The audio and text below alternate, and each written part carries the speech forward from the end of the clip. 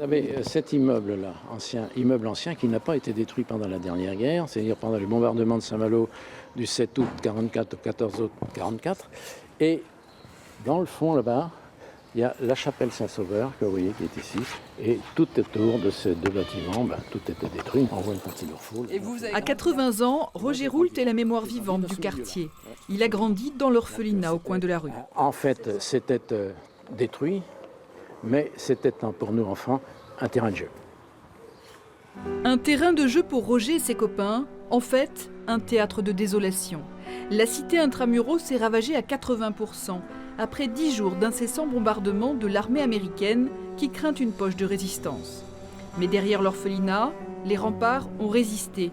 Et même la partie médiévale que Roger tient à nous montrer un peu plus loin. Entre le 12e et ça a été entre le 12e et le 13e siècle, on a construit les premiers remparts malouins. Donc il reste de ces premiers remparts une partie de ces petits murs-là. D'ailleurs, ça se voit très bien au mode de construction qui était utilisé à l'époque. Une époque que décrypte pour nous Philippe Petou, le conservateur en chef du musée de la ville. Quelle était cette enceinte du XIIe siècle? Sans doute très modeste, c'était le haut du rocher, cet enclos qui est représenté sur cette maquette et qui intègre la cathédrale, puisque c'est un évêque qui a fondé la ville au XIIe siècle en transférant son siège épiscopal d'Alette à ce qui est devenu Saint-Malo de Lille. C'est à partir du XVe siècle que les ducs de Bretagne construisent un puissant château à un emplacement stratégique. Là, c'est l'isthme de sable qui relie Saint-Malo à la terre ferme, et donc c'est un peu la clé de Saint-Malo. Comme vous voyez, ces tours, elles surveillent la ville, mais elles défendent le large, elles défendent le port, et elles défendent surtout le principal accès, là où de marée haute, une armée pouvait stationner. Une ville fortifiée qui nourrissait l'imaginaire des enfants comme Roger. C'était un nid de corsaires déjà, donc on parlait beaucoup de corsaires à l'époque. On jouait d'ailleurs aux corsaires, ou on jouait aux cow-boys et aux indiens aussi, dans les ruines. Cela nous arrivait. Et ces petits forts que l'on voit en mer, là, comme le fort du Petit Bay, c'était les châteaux que l'on devait attaquer.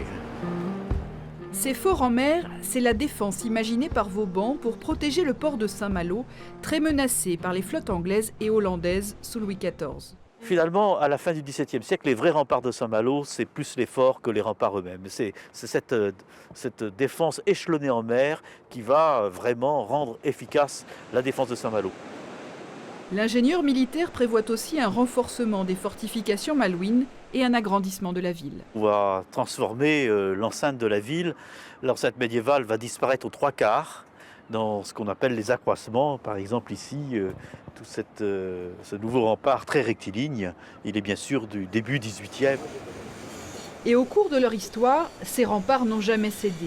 Même en 1693, lorsque les Anglais avaient tenté de détruire la ville avec un navire chargé d'explosifs.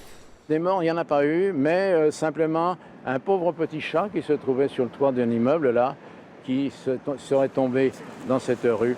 Et c'est pour ça qu'on appelle cette rue la rue du chat qui danse. Mais en 1944, ces fortifications ont paradoxalement failli être fatales à Saint-Malo à cause des Américains. Quand ils ont vu ces remparts, ils n'ont pas cru, les Français, qu'il n'y avait pas 10 000 Allemands dans les remparts. Ils ont dit c'est pas possible. Et donc Saint-Malo a payé sa destruction à cause de ces remparts.